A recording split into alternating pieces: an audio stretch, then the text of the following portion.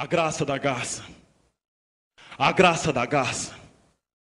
a graça da garça, a arte de viver em meia lama sem sujar as vestes. Na primeira carta de Paulo aos Coríntios, no capítulo 13 está escrito: ainda que eu falasse a língua dos homens e dos anjos, se eu não tivesse amor, eu nada seria.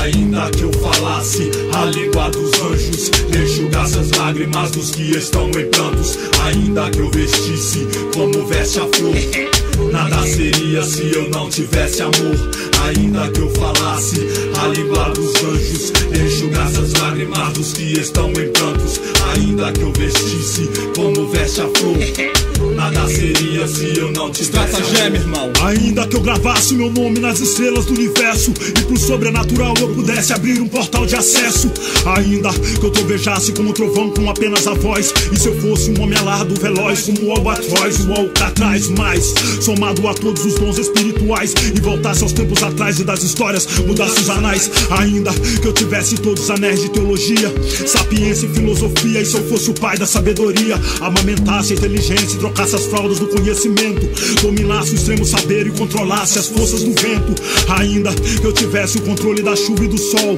e se eu fosse o Senhor dos Anéis ou da pedra filosofal, ainda que eu fosse um grande poeta, um poderoso profeta, e para todas as perguntas eu tivesse as respostas certas, ainda que eu ressuscitasse todos os mortos de Hitler, e com o dedo menor eu pudesse parar as balas de um rifle, ainda que eu pudesse surfar nas ondas do tsunami, se eu fosse o maior imperador do mundo, o maior guerreiro de um tatame, ainda que eu fosse nada seria o assumo, ainda que meu palco fosse a lua e eu fizesse squat nos anéis de Saturno, ainda que do Orion eu fizesse o meu